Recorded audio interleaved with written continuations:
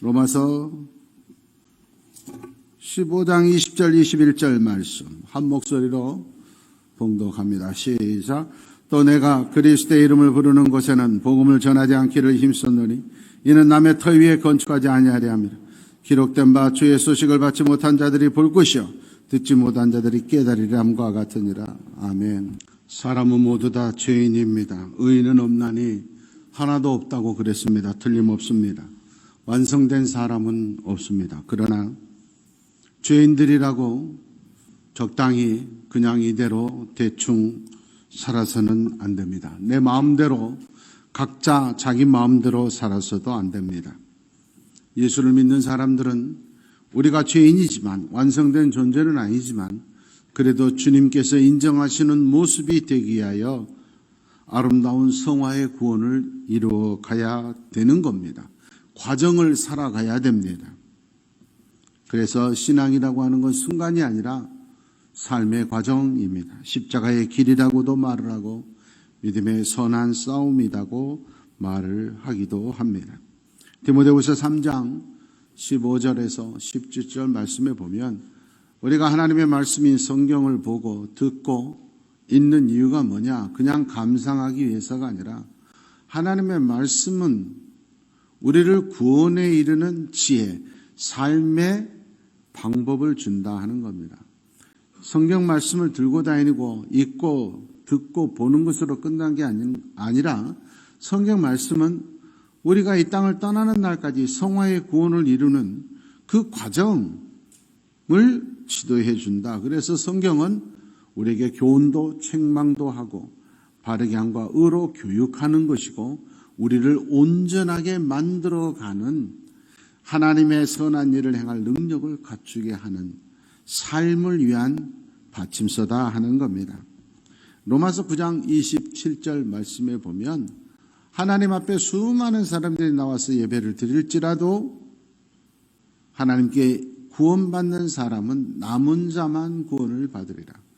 오늘날 많은 사람들이 예배를 드려도 다 구원받는 것이 아니라 남은 자로 인정된 자만이 진짜 성도고 구원을 받을 수 있다. 누가복음 4장 26절 27절에 보면 예수님께서 비유하시는 거예요. 이스라엘의 최고 능력의 선지자는 엘리야입니다. 그래서 엘리야는 모세와 함께 온 유대인을 대표하는 선지자이고 예수님께서 변화산에서 변화되셨을 때 능력의 상징 엘리야와 모세와 함께 했습니다. 그런 능력의 선지자가 엘리야가 있었어도 엘리야가 이곳에서 설교하고 이곳에서 목회하고 우리 지역에 살고 있었어도 그 엘리야의 능력이 임해서 그 능력과 축복을 소유한 사람은 사렙다 과부 한 사람밖에 없었다. 엘리야의 제자인 엘리사는 스승님의 선생님의 능력 갑절 주십시오. 얼마나 하나님이 큰 능력을 주셨던지 엘리사의 시신에 다른 사람의 시신이 부딪혔더니 살아났더라는 기록도 있어요. 어마어마한 능력을 가진 분이에요. 그러나 그런 엘리사 선지자가 목회를 하는 교회, 엘리사 선지자가 있는 지역에 있었어도 나병을 고침받은 사람은 그 지역 사람은 아무도 없었어요. 나만 군대장관 나만 뿐이었다. 아람의 군대장관만 그 엘리사의 능력을 받았다. 이거 대단히 중요한 겁니다. 예수님은 모든 사람이 다 구원을 받기를 원하십니다. 그러나 아무나 구원받을 수는 없다고 하는 겁니다. 우리는 지구상에서 유일하게 하늘을 바라보고 사는 직립보행 사람입니다.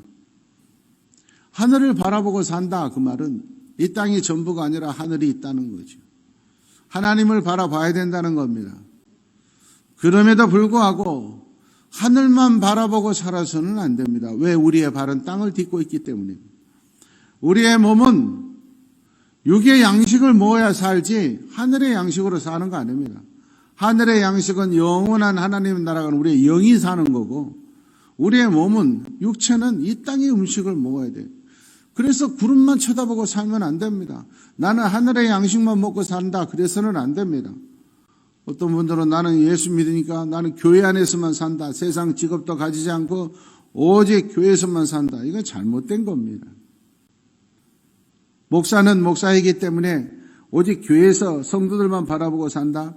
잘못된 겁니다. 우리나라 최고의 교회 중에 한 교회 담임 목사님이고 모든 사람에게 존경과 사랑을 받았던 목사님, 장례식 날 수많은 전국의 유명한 목사님들 그리고 장관들, 차관들, 국회의원들이 모인 장례식 날 아들이 그렇게 말했습니다. 목사님들 성경만 읽지 말고 가정행전 읽으십시오. 모든 사람들이 저런 불효자식 장례식 날 그럴 수 있다고 난리가 났었지만은 그 자녀 입장에서는 통곡하고 싶은 거예요. 우리 아버지가 우리나라에서 손꼽히는 큰 대교회 목사님이셨지만 자식들하고는 짜장면 한번 먹어본 적이 없다고 말해요. 여러분, 목사만으로 사는 거 아니에요. 목사는 목사만으로 교회를 위해 사는 게 아니라 한 여자의 남편으로서도 살아야 되고 아이들의 아버지 노릇도 해야 되는 거예요. 그러니까 목회자 자녀들 가운데 잘못된 자녀들이 많은 이유가 뭐냐? 교회 안에서만 목사가 사니까. 여러분, 목사는 중이나 신부가 아니에요. 목사는 가정을 이루니까 가정도 함께 해야 돼요. 성도들도 목회자가 가정과 자녀들과 또 아내와 함께 보낼 수 있는 시간을 줘야 돼요. 휴가도 줘야 되고 쉴 수 있는 여건을 마련해야죠. 오직 교회만 살기 위해서는 안 된다 하는 거예요. 성도들도 마찬가지. 예수 믿는다고 가정, 부모, 자녀들, 직장 다 팽개치면 안 된다 하는 거예요. 영적 삶을 살지만 이 세상에 법과 규칙도 지키며 살아야 된다. 오늘 우리가 읽은 본문 말씀에 바울 사도가 말하는 거예요. 바울 사도는 최고의 사도였습니다. 최고의 능력, 지적 능력을 가지고 영권을 가진 사도예요. 또 수많은 교회를 건축했어요. 사람들이 우리 동네 와서 교회 좀 세워주십시오 요청하는 거예요. 거기에 대해서 바울 사도가 말하는 거예요. 너네 교회를 세우려고 했더니 교회가 이미 있네. 바울 사도가 세운 교회를 그곳에 세우면 훨씬 더 크고 더 능력 있고 말씀을 최고로 잘 가르치는 바울 사도가 세운 교회가 더 좋겠죠. 그러나 좀 모자란 목사가 있어도 좀 작은 교회가 있어도 기존의 교회가 있으면 그곳에는 나는 교회를 세우지 않겠다. 이건 신앙의 상식인 거예요. 그래서 오늘 제목이 상식을 지킵시다는. 대한민국, 한국의 기독교가 세계에서 가장 빨리 부흥하고 엄청난 역사를 일으켰지만 또 엄청난 모순을 가진 세계 교회 역사상 가장 부끄러운 교회 중에 한 교회가 됐어요. 이유가 뭐냐? 기본을 지키지 않기 때문입니다. 전 세계 어디를 가보십시오. 건물 따닥따닥 붙어서 교회가 있는 곳이 있냐? 대한민국에만 있어요. 적어도 목사라면 내가 여기다 교회를 세우는데 옆 빌딩에 교회가 있으면 세우지 말아야죠. 우리 교단에서도 500m 이상 떨어져야 된다. 얼마나 안타까운 거예요. 그런 규칙을 세울 만큼 목사라고 하면서 교회가 있는데 바로 옆에 교회를 세운다는 건 안 맞잖아요. 상식. 그런 교회를 가는 성도들이 답답한 거예요. 상식적이지 못하고 기본도 되지 않는데 그 다음은 말할 것도 없는 거예요. 오늘 예수님께서는 말씀하시는 거예요. 야, 예수 믿으면 육신의 부모, 세상의 법 필요 없다 그러지 않았어요. 예수님의 33년 인생의 30년은 효자 아들로 살았고 목수의 직업을 가지고 살았어요. 세상의 법과 규칙을 따랐어요. 예수님은 하나님이십니다. 하나님의 아들이십니다. 십자가에서 사명을 다 끝났습니다. 완수했습니다. 그럼 끝이잖아요. 그러나 육신의 어머니를 살펴야 되는 자식의 도리도 다 했어요. 사랑하는 제자야, 나를 키워주신 육신의 어머니 잘 부탁한다. 너무 중요한 거예요. 제가 명절 때마다 우리 성도들한테 얘기하잖아요. 명절 때 친척들 만났는데 예수 안 믿는 친척들 모여서 술 먹고 화투 치고 그런다고 예수 믿는 사람들끼리 딱 방에 들어가가지고 그러지 마라. 제가 그러잖아요. 예수 안 믿는 친척들이 있으면 술 마시면 가서 술도 따라주고 가서 고스톱 쳐서 돈도 좀 밀어주고 제가 그러라고 명절 때마다 그러잖아요. 제가 이 얘기하잖아요. 예수 믿는 집사, 장로가 따라주는 술 먹으면 몇 년 안에 끊는다 그러죠. 우리는 우리끼리 이러면 안 되는 거예요. 함께 할 줄 알아야, 상식을 지킬 줄 알아야죠. 바울 사도처럼, 야, 교회가 있는 곳에 내가 어떻게 더 교회를 지켰냐. 예수 믿는 사람들, 기독교인들 모이고 하면 부끄럽게 짝이 없어요. 남성교회, 여전도회, 장로회, 목사회 모임에 가보면 기가 막힙니다. 대표 회장이 한 10명 돼요. 대표라는 의미가 뭔지를 모르시는 것 같아. 그분 어떻게 대표 회장이 한 10명 됩니까? 그에 보면 또 상임회장이 또 한 10명, 또 실무회장이 또 한 10명 돼. 무슨 모임이 다 회장이야? 임원들 빼면 회원이 없어. 회원이 없는 모임이 무슨 힘이 있어? 그게 오늘 기독교인들이 모이는 모임의 문제. 통곡할 노릇입니다, 여러분. 목사가 된다고 하는 건 단순히 영적 능력만 있는 게 아니에요.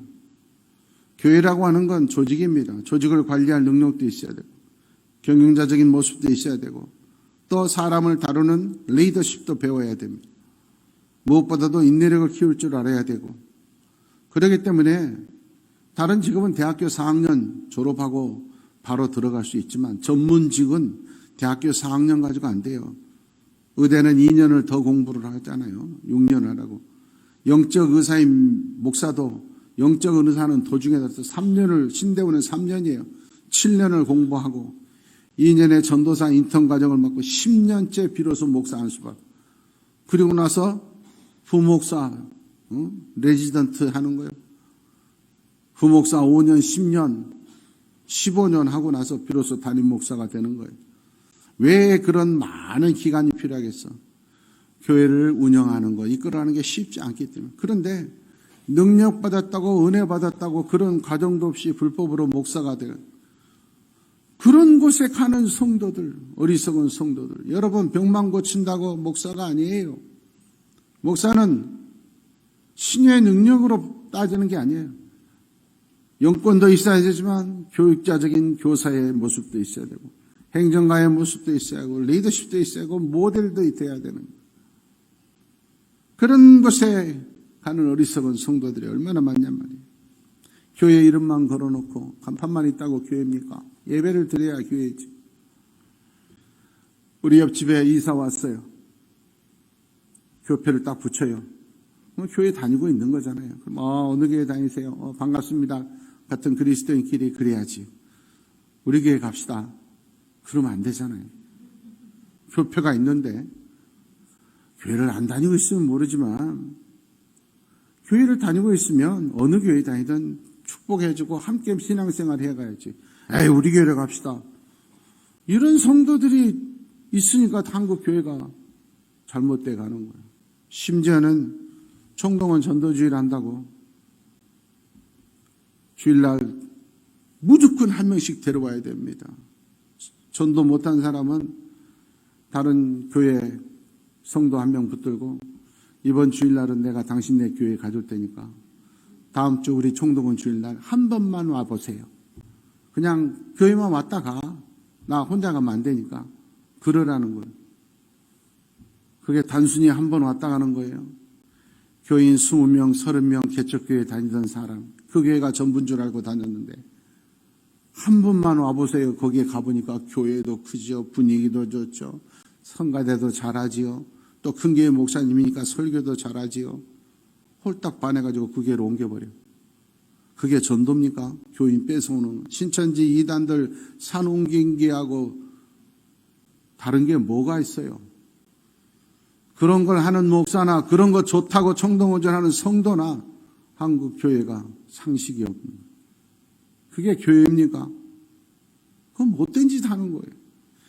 그것 때문에 수많은 개척교회 목사님들이 통곡하고 가슴 아파하는데, 우리 교단에는 세습금지법이 있습니다. 전 세계에서 세습금지법이 있는 건 우리나라입니다. 우리나라에 있는 기독교단 중에서도 3개 교단만 세습금지법이 있고 나머지 교단은 없습니다. 제 개인적으로도 세습금지법은 문제가 있는 잘못된 법이라고 생각합니다. 목사의 청빙권은 교회 안에 있고 성도들이 안 된다 그러면 안 되지. 총회가 그걸 관여한다는 건 문제가 있습니다. 그리고 대를 이어서 목회하는 건 외국 같은 경우에는 캐나다 3대가 목회한 교회는 아주 큰 간판 걸어져 있습니다. 할아버지, 아버지, 아들 3대가 담임 목사 했은 자랑스러운 교회다고 자랑합니다. 그런데 그럼에도 불구하고 우리 교단에서 세습은 안 된다 법을 했으면 지켜야 되는 겁니다. 우리 권사님들 몇 분이 그런 말을 합니다. 목사님 은퇴하시면 목사님 아들 우리 교회 담임 목사님 왔으면 좋겠습니다. 그래서 왜요? 그랬더니 그러면 3대가 한 교회 목사님, 우리 아버지, 우리 아들 3대가 대한민국 교계 250년 기독교계에서 한 교회 3대가 담임 목사한 건 한 군데도 없습니다. 기록입니다. 그러니까 그렇게 했으면 좋겠습니다. 그래서 제가 그런 얘기 꺼내지 마십시오. 왜? 법이 불법입니다. 제가 올 때는 그런 법이 없어서 우리 아버지 후임으로 제가 올 수 있었어요. 그때는 세습 금지법이 없었으니까요. 그러나 지금은 엄연히 몇몇 목회자들이 교회를 유익하다 말만 교회를 유익이지 자기 욕심 남주기 아까워서 아들한테 물려주는 폐단이 있어서 우리 교단에서 세습 금지법을 정했으면 지켜야 되기 때문에 그건 안 됩니다. 제가 그 말도 꺼내지 마십시오. 분명히 얘기했어요. 법은 지켜야 법이 될 거 아니에요. 이거 상식 아닙니까? 정의를 외치면서 폭력을 하면 됩니까?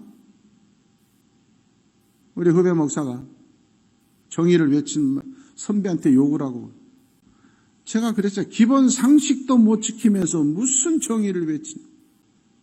그렇지 않습니다. 한신대 신대원 가면 목회자 후배성 목사가 된다는 사람들 다니는 학교에 써져 있습니다. 사람이 되라, 학자가 되라, 목사가 되라. 목사가 되기 전에 공부할 줄 알아서 실력을 갖추고 그 실력을 갖추기 전에 사람이 먼저 돼야 된다는 말이에요. 예수 믿었다고 하면서 기본 상식도 지키지 않고 법도 지키지 않는 게 무슨 교회고 목사, 장로원. 그런데 있는 성도들은 어리석은 거예요. 한국 교회가 이렇게 잘못된 것에 90%는 목사들 탓입니다. 그러나 나머지는 성도들이 어리석어. 그건 교회가 아닌 거예요. 잘못된 길을 가는데 같이 벼랑으로 굴러 떨어지고 있어요. 남은 자만 구원받는다 그랬지 잘못된 곳에 휩쓸려 있는 자는 구원을 받지 못합니다. 목사는 교주가 아닙니다. 교주는 자기 마음대로 합니다. 목사는 마음대로 할 수가 없습니다. 당의 허락을 받아야 되고 그래야 재정이 집행이 되는 것이고 성도들을 위해서 섬겨야 되고 목사가 하고 싶어도 장로님들이 하기 싫다, 성도들이 하기 싫다 그러면 안 해야 돼요. 교회에서 부동산을 구입할 때 목사가 딱 가서 딱 사면 훨씬 싸게 살 수 있어요. 당회하고 장로님들한테 저 땅 샀으면 좋겠는데 어떻게 생각하십니까? 이걸 회의하고 가면 며칠 지내서 가면 장로님들끼리 모였는데도 벌써 소문났어요. 벌써 돈 더 달라 그럽니다. 경제적으로는 손해예요. 그러나 손해보더라도 그런 과정을 거쳐야 되는 거예요. 빨리 가는 게 목적이 아니에요. 더디 가더라도 함께 가야 되는 거예요. 그게 교회인 거예요. 그게 목사고 장로인 거예요. 그게 그리스도인인 거예요. 이게 상식인 거예요. 기본 상식도 지키지 않고 무조건 교회만 세우면 되는 게 아니고 교회만 다니면 되는 게 아니다. 마태복음 7장 15절 말씀해 보면 거짓 선지자들을 삼가라. 선지자가 다 선지자가 아니란 말이에요. 거짓 선지자들이 있다는 거예요. 겉으로는 양의 옷을 입고 있지만 속은 노략질하는 일이라 그 말이에요. 여러분 중요한 거예요. 겉으로는 양의 옷을 입었지만 속은 이리엔 거짓 선지자들이 있다는 거예요. 구별할 줄 알아야 된다는 거예요. 신대원 3년 동안 수업 시간마다 교수님이 외우게 하고 함께 낭독하고 했던 성경 본문이 있습니다. 예레미야서 14장 14절에서 16절 말씀입니다. 우리 교수님께서 거짓 선지자 싹군 되지 마라. 하나님이 보낸 선지자가 되라, 하나님이 보낸 목사가 되라 하는 의미로 3년 내내 이걸 외우게 하고 읽어 소리내서 낭독하게 하고 했던 말씀입니다. 하나님의 말씀이야. 나는 그들을 보낸 적이 없어. 그런데 선지자들이 내 이름으로, 하나님의 이름으로 거짓을 예언한다, 그 말이야. 나는 보낸 적이 없어. 보낸 적이 없는데 그들이 거짓으로 너희에게 예언을 하고 있다. 15절입니다. 분명한 건 그런 거짓 선지자들은 망한다. 여러분, 이게 중요해요. 16절. 그런 어리석은 거짓 선지자들과 같이 있는 그들도, 그들의 예언을 받은 어리석은 무리들도 함께 던짐받아서 그들의 악일 그 위에 쏟아부은 같이 망한다. 여러분, 성도들이 깨어나면 돼요. 교주 노릇 하고 싶어도 사람이 없으면 어찌 하겠어요. 성도들이 어리석게 끌려다니고 하는 것. 우리는 그리스도인이 무속인이 아니에요. 예수 믿는 사람들이 무슨 말입니까? 나는 무속인 안 했어요. 예수님을 이용해서 잘 먹고 잘 살려 그러면 무속인이에요. 그런 성도가 아니라 예수 위하여 사는 자가 그리스도인이다. 신앙은 예수님을 믿고 닮아가는 길, 과정인 거예요. 누가복음 2장 14절 보면 예수님이 이 땅에 오셨을 때 예수님의 모습, 오신 이유, 목적이 있어요. 하나님께는 영광 돌리고 사람들 중에는 평화를 주겠다. 이런 예수님을 따라가는 우리 또한 어떻게 해야 되냐? 하나님께 영광 돌리고 우리가 모인 곳에는 항상 평화가 있어야 돼. 그런데 안타깝게도 하나님께 영광이 아니라 자기 영광만, 자기 이름만 내려고 하고 평화가 아니라 항상 분쟁과 다툼을 일으키면 잘못된 그리스도인이라는 거예요. 교회는 모이는 것이 목적이 아닙니다. 흩어지는 교회가 목적입니다.